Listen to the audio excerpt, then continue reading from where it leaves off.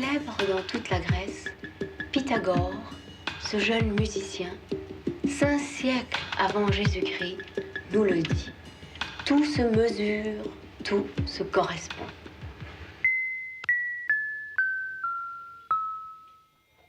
Pythagore était un personnage fantastique, c'était ce qu'on appelle un grand initié. Pythagore était peut être considéré au même niveau que, je vais en choquer certains peut-être, mais que Moïse, que Bouddha, que Jésus-Christ. C'est vraiment un grand initié.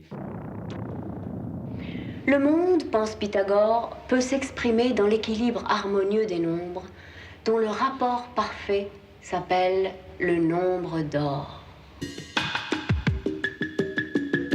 Je croyais que les mathématiques étaient un jeu inventé par les hommes. Et je disais, ils ont été très intelligents, c'est Pythagore, Thalès, machin, tous ces gens, d'inventer ce jeu-là, comme les jeux d'échecs ou tout. Je croyais que c'était un jeu et qui permettait, puisqu'on les voit s'engueuler, oui, Thalès avait tort sur l'histoire des parallèles, l'univers est courbe, etc. Bon.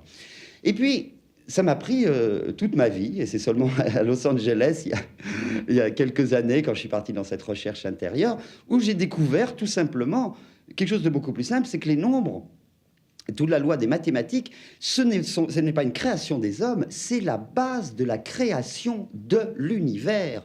C'est-à-dire que ce ne sont pas les hommes qui ont inventé les nombres, ils ont simplement appris à décoder les nombres. L'humanité peut disparaître, les nombres existeront toujours.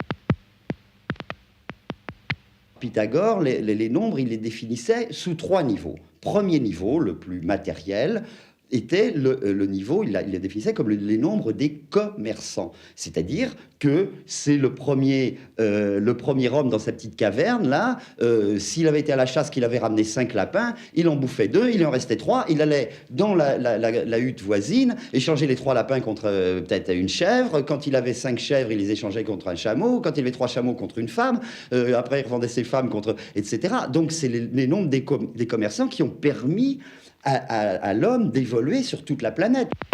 Deuxième niveau des nombres, ce sont les nombres scientifiques. Alors là, pour Pythagore, donc, c'est ce qui a permis aussi, là encore, on le voit à l'école, tout fonctionne qu'avec des nombres. On ne peut pas faire de chimie, de n'importe quoi, de physique, c'est toujours des lois de nombres. Et troisième niveau, le niveau, pour Pythagore, appelait les nombres divins. Pythagore, posant que tous les phénomènes physiques peuvent s'abstraire dans le nombre, donnait le coup d'envoi de la pensée logique.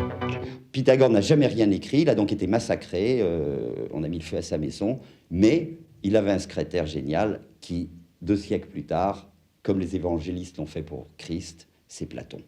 Il n'y a qu'à lire Platon, on lit Pythagore. Et quand on lit la fin de Platon, ce ne sont que des nombres. Et Platon, d'ailleurs, avait gravé sur le fronton de son école « Nul n'entre ici s'il n'est géomètre ».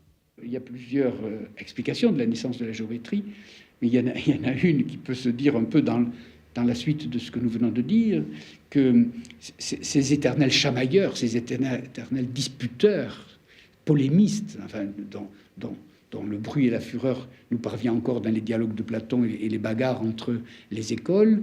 On a l'impression que quelqu'un, au milieu de tant de bruit développé par la chamaille, s'est pris la tête dans les mains et dit « où je pourrais penser tout seul ?»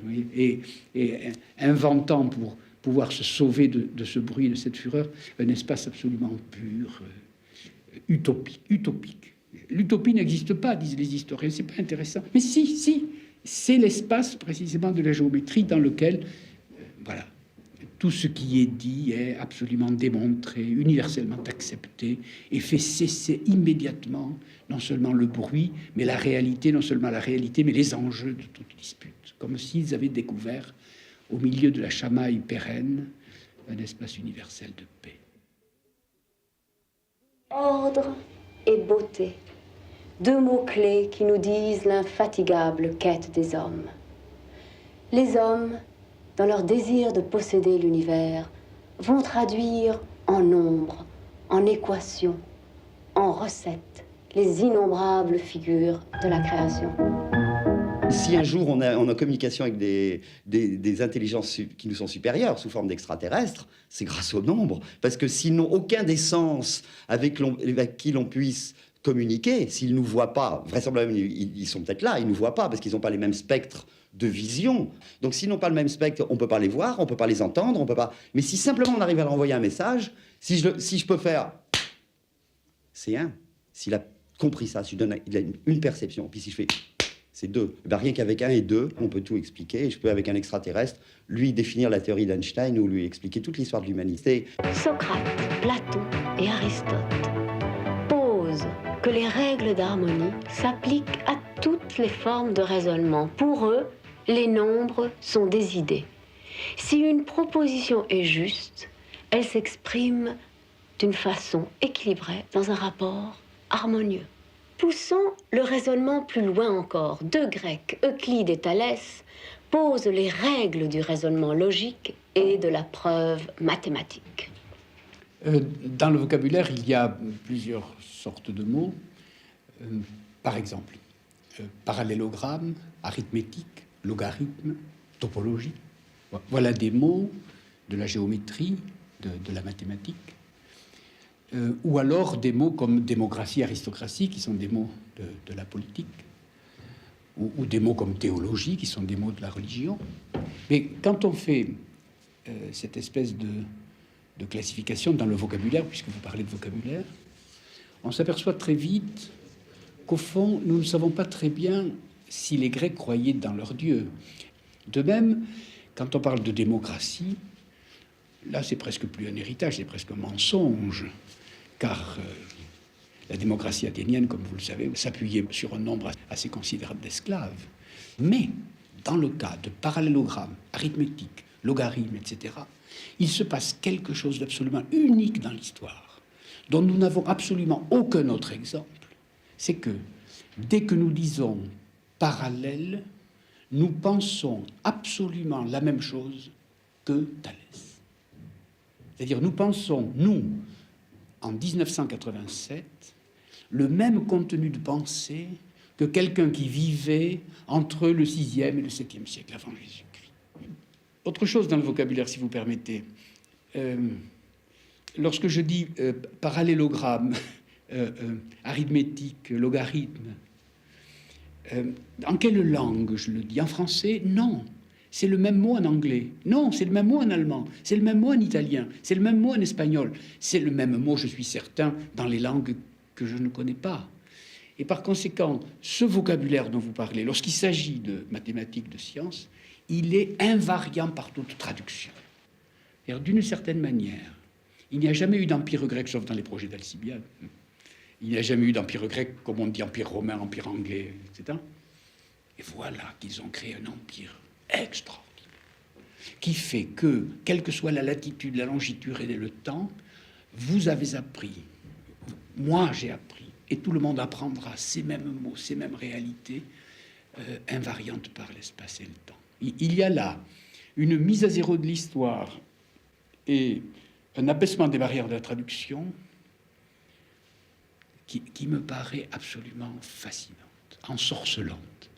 Comment ces gens-là ont-ils fait pour m'imposer un héritage que je ne peux pas ne pas accepter? La philosophie grecque a d'emblée, s'est d'emblée interrogée sur le sens des mots et sur la manière d'agencer les mots de la manière correcte.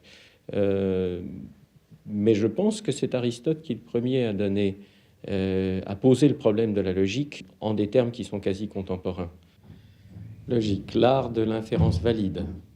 L'inférence valide formelle, c'est-à-dire indépendante de ce sur quoi on raisonne. Donc, tous les tigres sont féroces, ceci est un tigre, donc ceci est féroce. Ou bien, tous les petits pois sont verts, ceci est un petit pois, donc ceci est vert. Et en fait, pour faire ce genre d'inférence, de déduction, on n'a pas besoin de savoir ce qu'est un tigre, ni un petit pois, que c'est grand, que c'est petit, que c'est vivant, que c'est inanimé, etc. Donc, ce qu'a voulu faire Aristote, c'était codifier, au fond, ces règles du raisonnement qui sont indépendantes du contenu du raisonnement. Et puis la logique n'a guère bougé jusqu'au XIXe siècle, en fait. Et puis, elle a rencontré les mathématiques. Et on a créé une algèbre de la logique. D'une part, et d'autre part, on s'est demandé quel était le bon langage pour la science. La science moderne, la science, disons, née avec Galilée. Alors on a cherché les lois d'un bon langage scientifique. Donc tout à coup, la question de la logique s'est reposée avec une vigueur accrue. Et on avait d'autre part des outils mathématiques pour commencer à traiter la logique comme un objet mathématique. Alors il y a eu là une espèce de ménage à trois. Il y avait les mathématiques, il y avait la logique léguée d'Aristote, mais animée d'une nouvelle ambition, et puis il y avait la science à laquelle on cherchait à donner un langage, un bon langage, et un langage unifié. Alors, vers la fin du XIXe siècle, un Allemand nommé Frege a créé, on ne devrait pas dire de toutes pièces, mais pour simplifier, il a vraiment créé la logique moderne, la logique sur laquelle nous travaillons aujourd'hui, nous autres logiciens. Et puis il y a une autre direction qui a été prise à la suite de Frege par les logiciens qui, dans les années 30, se sont interrogés sur l'idée des procédures effectives. Il y a deux manières de voir les choses. Il y a deux manières de répondre à une question telle que « est-ce qu'il existe une licorne ?» On peut d'abord essayer de répondre de manière abstraite, selon des principes très généraux, et en conclure qu'il existe une licorne, sans pouvoir la construire. Et puis il y a l'autre manière qui consiste à chercher à construire la licorne, à la montrer, à la sortir d'un chapeau. Oui, la voilà la licorne. Donc elle existe parce que je vous la montre. Et en mathématiques, c'est devenu un problème central de pouvoir définir de manière là aussi générale et uniforme les procédures qui permettent d'exhiber un être, même un être abstrait, un être mathématique abstrait comme une fonction ou quelque chose comme ça, de l'exhiber, de la montrer, de la sortir de son chapeau et de pouvoir dire, ben voilà, avec ça, avec cet objet, avec cette série d'instructions, vous avez ce que vous cherchiez. Alors cette réflexion sur l'effectivité, sur la production effective des objets abstraits, a conduit à l'idée d'ordinateur. Je crois que dans les mathématiques telles que nous les inventons encore, la grécité est toujours présente, mais il vient de nous arriver en effet de la nouveauté. Il nous est arrivé quelque chose de nouveau et que je commence à peine à comprendre et que je pourrais énoncer de la façon suivante. Il est vrai que les Grecs ont inventé cette mathématique dont nous sommes tous les héritiers, que nous le voulions ou pas. Bien. Et donc, on est obligé de dire qu'avant eux, à l'époque des Mésopotamiens, Babylone ou de l'Égypte, il n'y avait pas de mathématiques, ce qui est vrai. Et tout à coup, ma génération commence à découvrir quelque chose d'extraordinairement nouveau. Lorsque nous relisons, maintenant que nous sommes instruits de notre type de mathématiques, lorsque nous relisons ces manuscrits écrits en hiéroglyphes égyptiens ou en écriture cunéiforme, à Babylone, on est surpris du fait que les recettes en question, que nous avions un peu méprisées au bénéfice de l'invention de la géométrie, sont des recettes absolument codifiées et rythmées d'une certaine manière. Et à les lire maintenant, nous apercevons que ce sont des algorithmes. Et vous parliez tout à l'heure de vocabulaire, lorsqu'on voit le mot algorithme, on est dit, tiens, voilà un mot grec. Eh bien, pas du tout. Algorithme n'est pas un mot grec, c'est un mot arabe, enfin, mi-arabe, mi-persan, qui nous vient du nom propre. Al-Khawarizmi, qui donna son nom, algorithme, à tout l'ensemble des chiffres, plus le chiffre ou rien qui est le zéro. et à réexaminer la source grecque, nous la voyons maintenant de façon un peu différente. On ne parle plus de ce miracle qui a fait naître de façon comme ça, ex nihilo, à partir de rien, la mathématique, mais une sorte de tension ou de difficulté qui fait que probablement la mathématique grecque est née d'une sorte de querelle avec cette vieille antique archaïque pensée algorithmique qui venait d'Égypte ou de Babylone. Et on voit comment il n'y a pas une mathématique qui vient jusqu'à nous, mais deux.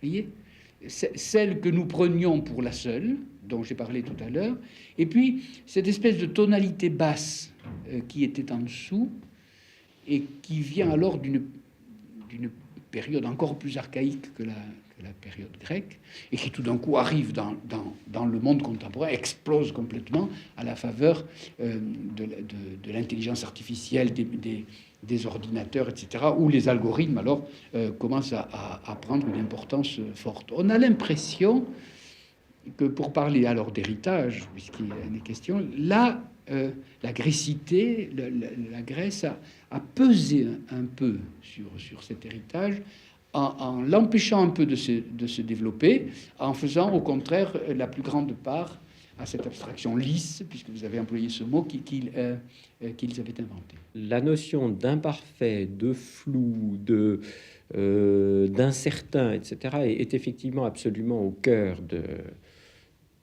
tout ce programme de l'intelligence artificielle, des sciences cognitives. Et de ce point de vue-là, on peut dire que vraiment les sciences cognitives sont une science du XXe siècle. C'est vraiment le siècle de l'incertain, des relations d'incertitude de Heisenberg, de l'indétermination quantique, etc., etc. C'est manifestement une idée qui nous attire, une idée profondément ancrée dans une manière contemporaine de voir. Et de ce point de vue-là, on peut peut-être situer dans cette valorisation de l'incertain, du flou, de l'imparfait, peut-être une rupture avec le modèle d'une raison grecque. Peut-être. C'est en admettant l'incertain et le flou qu'on cherche finalement à le dominer, à le contrôler. Et les logiques du flou, par exemple, qui sont un domaine actif de recherche, c'est une manière d'essayer de jeter un pont entre la logique éternelle, la logique parfaite, qui n'admet pas le flou, et puis cet univers des phénomènes et des actions humaines pour lesquels on peut être tenté de jeter l'éponge. C'est si compliqué, ça dépend, rien n'est clairement défini, tout est dans tout, on ne sait pas comment s'y prendre, etc. Donc, laissons tomber. Il y a autour de l'intelligence artificielle et des sciences cognitives une tentative qui me paraît tout à fait intéressante pour jeter un pont. Mais alors, cette tentative n'est pas simplement théorique, elle n'est pas seulement technologique, elle est fondée sur l'idée suivante. Nous autres, les hommes, mais aussi les animaux, sont bel et bien capables, eux, de traiter d'une manière relativement efficace le flou, l'incertain, etc. Ils se débrouillent.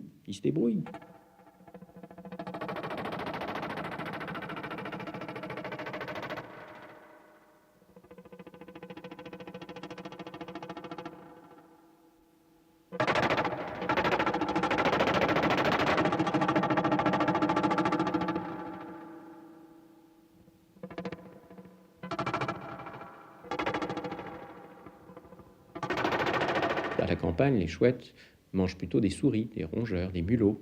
Qu'est-ce que mangent les chouettes de Paris aujourd'hui? On l'a constaté récemment. Eh bien, elles se rabattent sur les moineaux, les petits oiseaux. Pourquoi? Parce qu'il n'y a plus de souris à Paris. Eh bien, la chouette a été capable de se débrouiller dans une situation d'incertitude, d'imprévisibilité et de flou. La chouette n'est pas munie d'une définition carré de ce qui est comestible. Pour elle, c'était plutôt des souris, plutôt des mulots, et puis maintenant, c'est plutôt des moineaux, et elle se débrouille. Et cette constatation que le monde vivant, en tout cas, est construit autour du flou, de l'incertain, de l'imprévisible, et que ça marche. C'est pas des idées de philosophes, c'est pas des idées de logiciens, ça marche. Ça marche et on ne va pas baisser les bras. On ne va pas simplement dire « Ah ben oui, ça marche, c'est merveilleux, c'est l'évolution, c'est le bon Dieu, c'est une chance incroyable. » Non, c'est peut-être tout ça, mais ça doit pouvoir s'expliquer et ça doit pouvoir éventuellement se reproduire. Donc, muni d'outils techniques, l'ordinateur par exemple, nouveau, d'outils théoriques, tout ça, ça a donné, comment dire, du cœur à l'ouvrage. Les gens se sont dit, eh bien, ce monde multiforme des systèmes vivants qui interagissent, qui se débrouillent, qui se reproduisent, qui de temps en temps se trompent, etc., eh bien, ce monde est finalement peut-être accessible à l'analyse et peut nous donner des idées donc, pour fabriquer de nouvelles machines et peut aussi nous donner des idées pour, par exemple, aider les gens à apprendre, aider les gens à guérir, aider les gens à changer de mode de pensée, par exemple. Avant Socrate, il y a les présocratiques, qui n'étaient pas athéniens. Ils étaient de l'autre côté du bord de l'Égée, dans l'Asie mineure grecque, et que pas mal d'eux se sont enfuis aussi à Sicile. Alors les présocratiques, à mon avis, qui sont les philosophes de l'an 2000, parce qu'ils ont découvert l'informatique et l'immatérialisme de la matière, et comme tu disais très justement, ils ont d'une certaine façon arrivé à l'abolition de la loi de l'entropie, c'est-à-dire de la décadence de la matière selon la seconde loi de la thermodynamique. Tout ça des mots grecs, thermodynamique, entropie. Et que c'est eux qui arrivent maintenant à l'avant-scène parce qu'ils ont inventé l'indestructibilité de la matière qui est non-matière. Le malheur veut que lorsque nous interprétons les présocratiques, certains philosophes les entendent comme des poètes, ou les entendent comme de très profonds philosophes, ou les entendent comme des athées ou des philosophes politiques, et d'autres interprètes, et à aussi juste titre, les entendent comme les grands fondateurs de l'arithmétique, les fondateurs de la géométrie, les fondateurs de la physique, puisque le mot physique est prononcé dès cette aurore-là.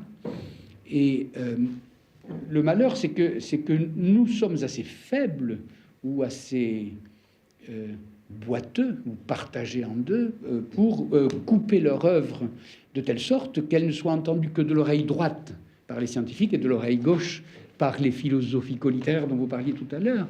Et nous n'arrivons pas à reconstruire le corps complet, ni gaucher ni droitier, que les Grecs avaient eux-mêmes forgé dès le départ. Les présocratiques dont vous parlez sont des gens qui, d'une seule voix, qui, quand ils prononcent le mot logos, veulent entendre par là autant la parole, celle qu'entendent le verbe, ce qu'entend à la fois celui qui est instruit de philosophie et de religion, et logos, et disait en même temps le rapport, la proportion, l'analogie, bref, tout ce qui en mathématiques sous-tend la démonstration rigoureuse. C'est pour eux la même chose. C'est d'une seule émission de voix. Et dans les textes, la science et la philosophie sont absolument, j'allais dire mêlées, mais c'est nous qui les mêlons pour le reconstituer. C'est à la fois complètement unitaire. Et mon vœu le plus profond, là, est de redécouvrir l'héritage grec. Nous l'avons perdu, celui-là, alors qu'il est présent presque sans travail, et que l'héritage grec des mathématiques et de la physique peut récupérer sa queue de comète humaniste de la même façon que l'héritage humaniste, qui est un peu perdu maintenant, pourrait récupérer sa queue de comète scientifique. C'est un seul et même héritage, et nous sommes à cet égard de piètres héritiers.